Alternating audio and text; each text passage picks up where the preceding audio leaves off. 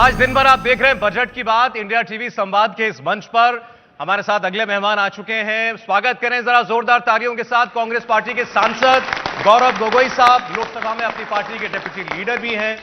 गौरव साहब, स्वागत है आपका। धन्यवाद। बजट पर चर्चा हम कर रहे हैं। मैं लेकिन बजट से पहले संसद की चर्चा आपके साथ करना चाहता हूं। पार्लियामेंट नहीं चल रही है और अब ये ऐसा लग रहा है कि एक हमारे यहां पर एक परिपाटी बन गई है कि पार्लियामेंट ना चल रहा। वजह हर बार होती है कुछ ना कुछ अलग अलग, जिस पर आपका और सरकार का मतभेद होता है। इस बार भी है, सरकार बार बार हर बार कहती है और इस बार भी कह रही है आप चर्चा चाहते हैं, चर्चा करेंगे, लेकिन ऑर्डर में तो रहे हाउस। और कांग्रेस, क्या विपक्ष नहीं चाहता कि डेकोरम के साथ बातचीत हो सके पार्लियामेंट के अंदर? देखिए, पूरी दुनिया एक विषय को लेकर बातचीत कर रही है और सरकार हमको नियम सुना रही है, जबकि नियम के तहत ही हमने सरकार को कहा कि जब एक संवेदनशील मामला आता है जिसमें हमने देखा है कि लाखों भारत नागरिकों का जो विश्वास एलआईसी पर है, जो इनका विश्वास एसबीआई पर है, जो इनका विश्वास सेबी पर है, जो इनका विश्वास आरबीआई पर है, वो आज डगमगा सा गया है। और इसको लेकर आज मार्केट में जो हो रहा है, अब मार्केट में बहुत लोग विश्वास रखते हैं कि मार्केट जो करता है वो सही करता है। तो मार्केट में आज अडानी ग्रुप में एसबीआई एलआईसी का निवेश करने के पश्चात कितने लोगों का नुकसान हुआ।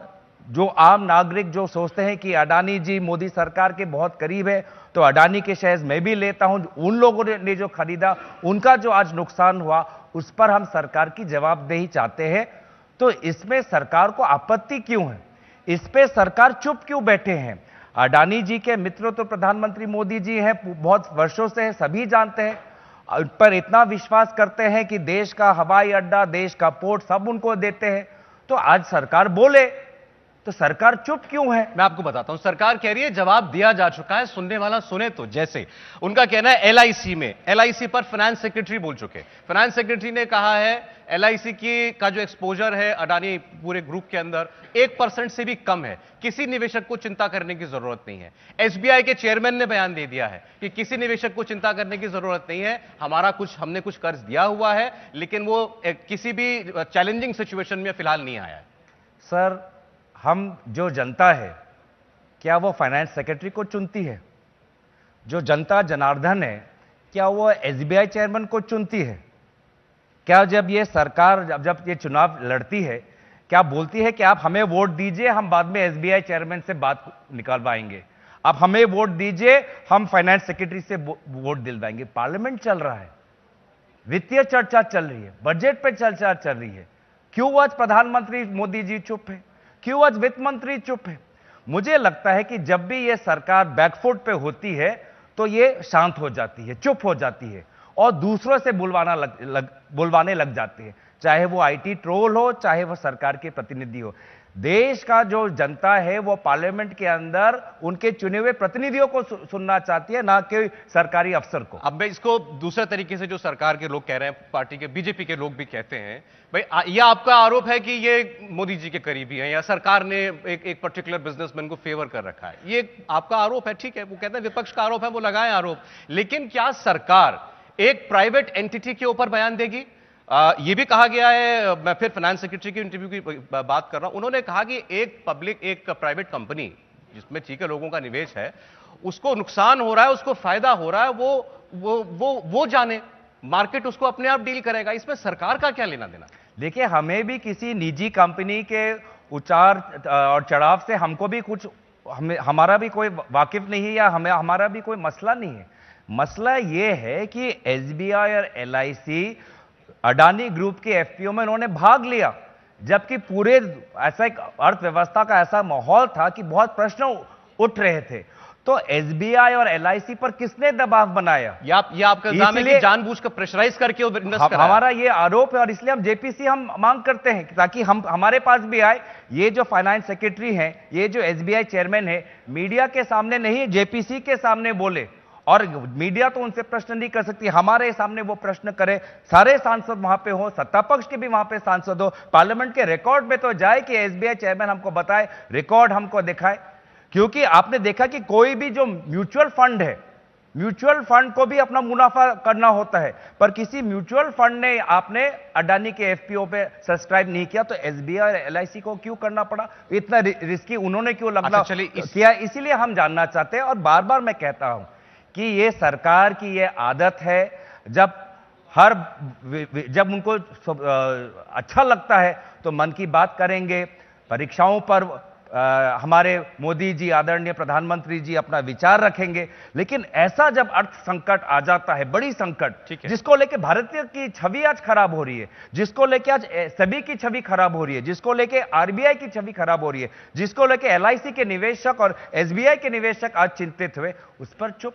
चलिए इसी बात को आगे बढ़ाते हैं। वो कह रहे हैं कि भाई अडानी ने तो अपना एफपीओ रद्द कर दिया, पैसा वापस हो गया, जिसने भी पैसा लगाया था, चाहे एलआईसी ने लगाया था, एसबीआई ने, सब पैसा वापस आ गया। देखिए, जो अगर उन्होंने पैसा वापस उन्होंने घोषित किया, लेकिन जुर्म उन्होंने पैसा लिया या पैसा नहीं लिया उसको लेके नहीं, जुर्म या जो मॉरली अनएथिकल जो काम हुआ है कि एसबीआई एलआईसी पर दबाव बनाकर पब्लिक का जो पैसा है, आज आप पब्लिक सेक्टर बैंक में तो सिर्फ एसबीआई की बात कर रहा हूं, एलआईसी की बात कर रहा हूं, आप भी जानते हैं पंजाब नेशनल बैंक हो, विभिन्न और हमारे पब्लिक सेक्टर, जो पब्लिक मनी के साथ हम खिलवाड़ नहीं कर सकते। प्राइवेट सेक्टर बैंक, एक प्राइवेट कंपनी को जो करना है वो प्राइवेट कंपनी का लिस्टिंग मार्केट में अप एंड डाउन जो भी हो, लेकिन पब्लिक सेक्टर बैंक्स के द्वारा, पब्लिक सेक्टर इंस्टीट्यूशंस के द्वारा जो गार्डियंस है हमारे पब्लिक मनी के साथ, उस पर क्यों दबाव बनाया? और उन्होंने अडानी ग्रुप में सरकार ने तो पब्लिक सेक्टर बैंक से मांग लिया ना जवाब, क्या बताइए आपका कितना निवेश है इनकी कंपनियों के अंदर? तो ये कहना है कि सरकार कुछ नहीं कर रही, क्या ये वाजिब है? देखिए, इंक्वायरी कहां हुई है?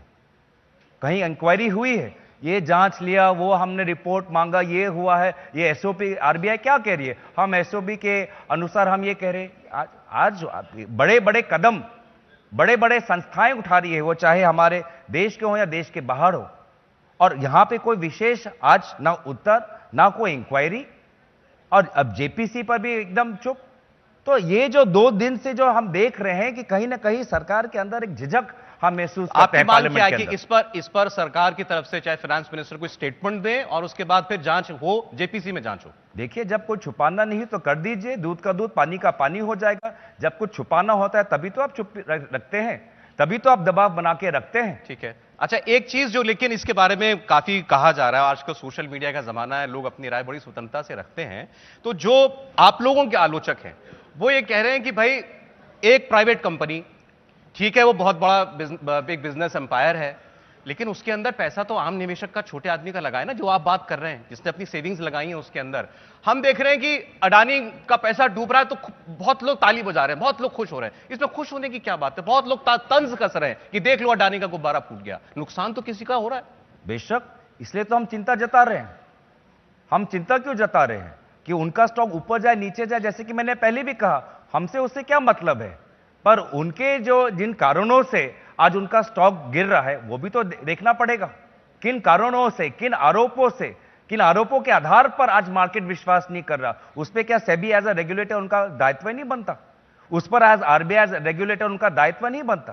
तो वही तो हम चिंता जता रहे हैं। हमारा भी चिंता आपने जैसे अपने प्रश्न में उठाया वही है कि आज आम आदमी जिसने विश्वास किया कि अडानी जी को हमेशा मैं मोदी जी के साथ देखता हूं, अडानी जी को सब मिल रहा है, अडानी जी के कंपनियों पर पैसा लगाओ, ये तो और बढ़ता जाएगा, आज उसका तो नुकसान हो गया ना। तो इसीलिए तो हम ये जानना चाहते हैं कि ये कैसा हुआ, क्या वो माहौल था, और इसमें अब जेपीसी में, इसलिए हमारी मांग मुझे लगता है बहुत जायज है। ठीक, गौरव जी, इसका जवाब तो सरकार के ही दे सकती है और सरकार के प्रतिनिधि आएंगे, आपका सवाल उनके सामने रखा भी जरूर जाएगा, इस मंच से भी रखा जाएगा। अब क्योंकि हम बजट पर आज ब्रॉड चर्चा जो कर रहे हैं उस पर कर रहे थे, अब ये भी हमारे यहाँ देखिए रिवाज है और ये ठीक है, परिपाटी है। आप सरकार में होते हैं तो वो आपकी आलोचना करते हैं, आज वो सरकार में है तो आपको उनकी कोई काम अच्छा नहीं लग रहा।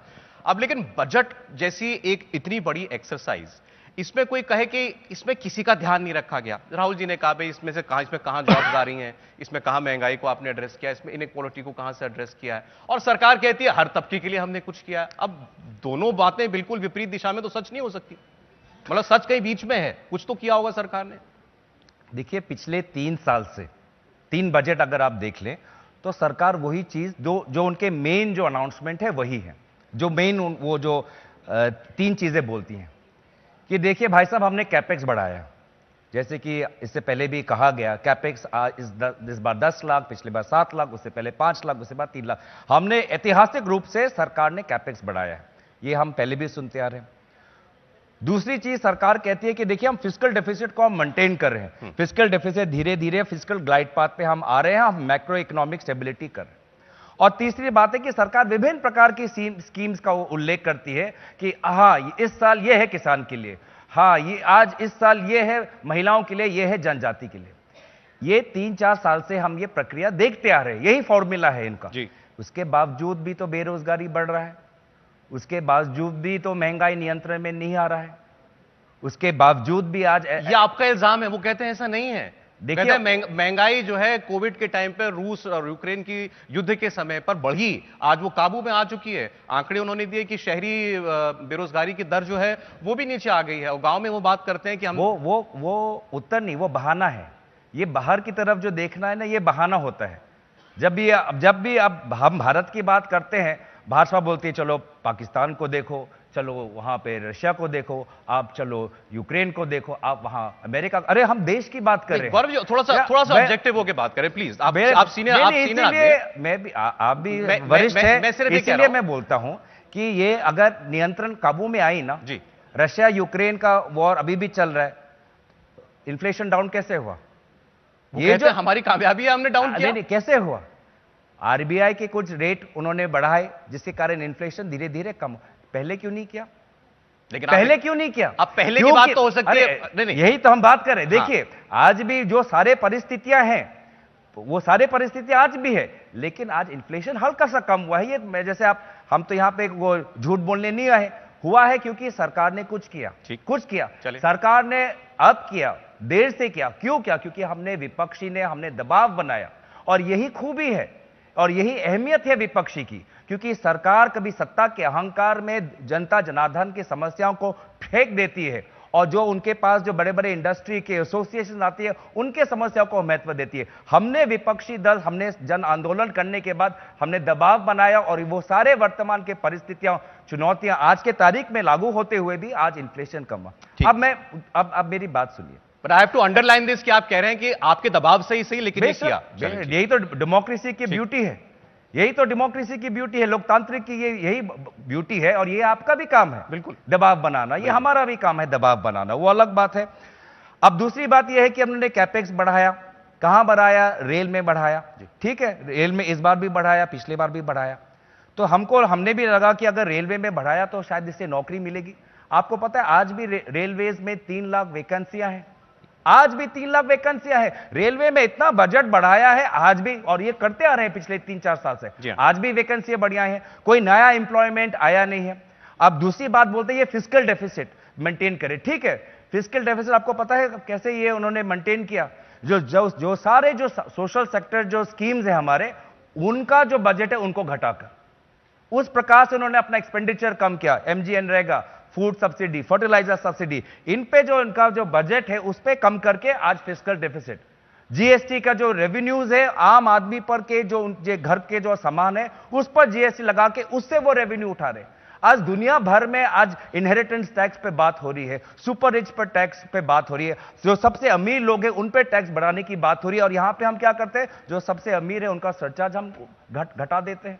तो इसीलिए मुझे लगता है कि आज अगर ये सरकार की जो फिस्कल डेफिसिट जो मेंटेन कर रही है हमारी देश के अंदर, उसका पूरा बोझ आज हमारा आम आदमी और जो हमारे गरीब और मध्यम वर्ग वो उठा रहे हैं। लेकिन गोगोई साहब, सरकार किसी की भी हो, देश के पास रिसोर्सेज तो सीमित हैं, वो इन्फानाइट तो नहीं है। अब अगर सरकार को फिस्कल डेफिसिट कम करना है, सीधी सीधी भाषा में अपने खर्चे कम अगर करने हैं, तो उसको कहीं तो कटौती करनी ही पड़ेगी। तो सरकार ये कहेगी हम कहां से कम करें? आप बताइए। तो सरकार ने कॉर्पोरेट टैक्स कमाया, कॉर्पोरेट टैक्स उन्होंने कम किया। सरकार ने आज विभिन्न चीजों पे जो बड़े बड़े कंपनियों की जो इंपोर्ट का जो सामान होता है उस पर उन्होंने कस्टम ड्यूटी कम किया। और आम आदमी के दूध पे क्या कर दिया? आज दोबारा अमूल ने 3 रुपए बढ़ा दिए। तो ऐसा क्यों हो रहा है? ये पूरा बोझ सरकार के पास जो आज रेवेन्यूज नहीं है, या पिछले 4-5 साल से जो उनके रेवेन्यू कलेक्शन फ्लैट है, उसका बोझ गरीब क्यों उठाए? मैं इसका जवाब पढ़ रहा था, इंपोर्ट ड्यूटी वाली बात आपने कही। आपने कहा कि कंपनियों को इसका फायदा होगा। कहते हैं वो कंपनी को फायदा हो इसीलिए ही किया है, वो फायदे में आएगी तो वो नौकरी देगी, वो अपना उद्योग बढ़ाएगा तो नौकरी लगेगी किसी की। देखिए, ये आप और रिसर्च करिए और आप रिसर्च में ये जानने की कोशिश करिए कि आज हमारे कौन से सेक्टर्स में सबसे ज्यादा लेबर एम्प्लॉयड होते हैं और क्या उन सेक्टर्स में हम अहमियत दे रहे हैं। तब साफ आपको पता चल जाएगा कि उन सेक्टर्स में हम नहीं दे रहे हैं, हम न्यू सेक्टर्स में दे रहे हैं। न्यू सेक्टर्स में तो आज वर्ल्ड का जो इकोनॉमी है इतना स्लो है, क्या हमसे वो हमसे खरीदेगा या सेमीकंडक्टर्स हो, इलेक्ट्रॉनिक्स हो, या ताइवान से खरीदेगा या वियतनाम से खरीदेगा। दुनिया के पास बहुत से ऑप्शंस है ना, ये सेमीकंडक्टर्स, इलेक्ट्रॉनिक्स या हम ये जो चिप्स है मोबाइल, खाली हम नहीं, पूरा देश में सारे जो विभिन्न देश है उसमें निवेश करें। लेकिन आज की तारीख में जहां पे हमारा सबसे ज्यादा लेबर है, वो चाहे टेक्सटाइल्स में हो, केमिकल में हो, वह इलेक्ट्रिकल में हो, पावर उसमें इक्विपमेंट, वहां तो डाले। जो हमारा सबसे ज्यादा जो एम्प्लॉयमेंट होता है वो एसएमई और एमएसएमई होता है, वहां तो रखे। तो इसीलिए कहीं ना कहीं जो इकोनॉमिक मॉडल है इस सरकार की, जो 4-5 साल से उन्होंने इसको लागू किया है, उससे जो नतीजे जिस प्रकार से हमको मिलनी चाहिए नहीं हमको दिख रहे। इसलिए मुझे लगता है कि एक नई विचार की हमकी जरूरत है। अच्छा, तो फिर मुझे बताएं वो विचार क्या होगा। भला आप कह रहे हैं इस सरकार की प्रायोरिटीज मिसप्लेस्ड हैं, क्या होनी चाहिए वो प्रायोरिटी? मसलन आप लोग होते तो क्या करते?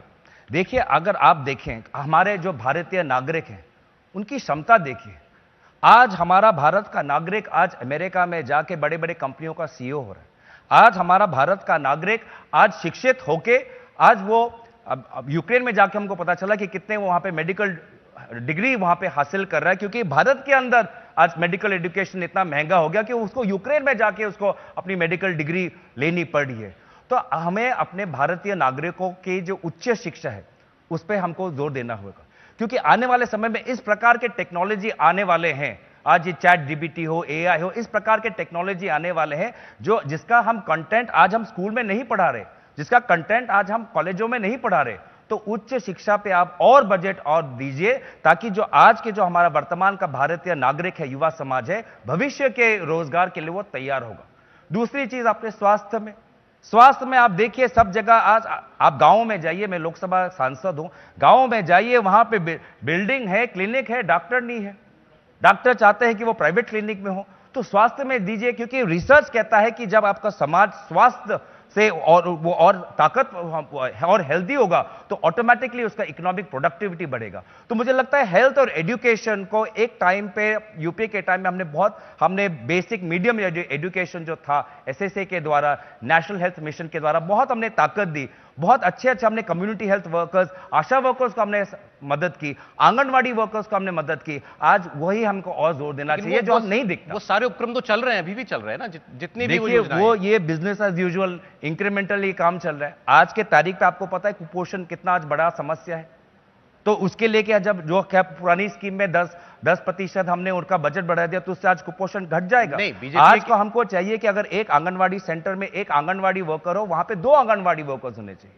हमको अपना रेवेन्यू एक्सपेंडिचर बढ़ाना पड़ेगा, हमको सैलरीज पे हमको ध्यान देना पड़ेगा। तो इसीलिए सरकार के पास भी अगर वो उनके पास जगह सीमित है एक्सपेंडिचर करने के लिए, उनके रेवेन्यू सीमित है, तो कैपिटल में कर रहे हैं, पर उनको रेवेन्यू एक्सपेंडिचर में द्वारा गवर्नमेंट जो हमारे एम्प्लॉयज है, खास करके कम्युनिटी लेवल जो हमारे टीचर्स है, आंगनवाड़ी वर्कर्स, आशा कर्मी वर्कर्स, उस पर हमको और ध्यान देना पड़ेगा। और हाई लेवल जो हमारे स्किल्ड वर्कर्स है उनको तो नौकरी मिल जाएगी। जो आज हमारा युवा इंजीनियरिंग से पढ़ के आएगा, वो उसको तो नौकरी मिल जाएगी, लेकिन हजारों लाखों की तादाद में आज बीए पास जो ग्रेजुएट है उसको नौकरी नहीं मिल रही। रेलवे विभाग के 4th ग्रेड नौकरी के लिए आज वहां पे उच्च शिक्षित युवा आज 4th ग्रेड के लिए लड़ रहे हैं। तो ये जो मिसमैच है इसको ठीक करने की जिम्मेवारी हमें लेनी पड़ेगी। ये बात आपकी ठीक है कि हमारे देश के अंदर शायद स्किल्ड लोगों को जो शिक्षा मिल रही है वो स्किल ओरिएंटेड नहीं है, इसकी कमी है। नौकरियों में ऐसा नहीं है कि बेरोजगारी खत्म हो गई है, लेकिन सरकार ये पूछती है आपसे कि क्या इस समस्या का हल केवल सरकारी नौकरी है, कि केवल सरकारी नौकरी सरकारें और राज्य की सरकारें मिलकर के वो वैकेंसियां निकालेंगी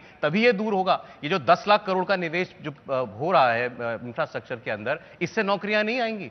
लोग जो उद्योग लगा रहे हैं उससे नौकरी नहीं आएगी, एमएसएमई से नहीं आएगी। देखिए, उद्योग का जो यही सरकार का एक और ये अगर मैं बोलूं तो ये भूल कर रहे हैं, और ये दुनिया भी कहीं ना कहीं ये भूल कर रही। देश के विभिन्न हमारे देश के सरकार और दूसरे देश के सरकार भी बड़े बड़े जो उद्योगपति हैं वो जो सलाहकार बन जाते हैं हमारे देश के नेताओं का, प्रधानमंत्रियों का, राष्ट्रपतियों का, मैं किसी एक देश का उल्लेख नहीं करता, और उनके अनुसार जो हम काम करते हैं तो उससे रोजगार नहीं होता, ये जो आप बोल रहे हैं कि ये पीएलआई स्कीम आ रही है, जी। ये पीएलआई स्कीम का फायदा कौन उठा रहा है? एप्पल, सैमसंग, उनके एक फैक्ट्री में कितने लोग काम करते होंगे? अगर आप हमारे देश में जो आप चाय ले लीजिए, कॉफी प्लांटेशन ले लीजिए, कोई भी आप कमोडिटी क्रॉप ले लीजिए, उसमें लाखों की तादाद में लोग करते हैं। अगर आपने चाय को आपने ठीक कर दिया, आज आपने कॉफी को ठीक कर दिया, आज आपने कार्डमम को ठीक कर दिया, अपने रबर प्लांटेशन को ठीक कर दिया, हजारों की तादाद में, लाखों की तादाद में लोगों को रबर नौकरी मिली। कॉफी प्लांटेशन सब ठीक होने चाहिए, इसका मतलब ये थोड़ी है कि एप्पल और सैमसंग का फोन नहीं बनना चाहिए भारत में या उनको इंसेंटिव ना मिले। ये तो मैंने बोला नहीं, पर मैंने बोला कि सरकार का प्रायोरिटीज बैलेंस्ड होना चाहिए।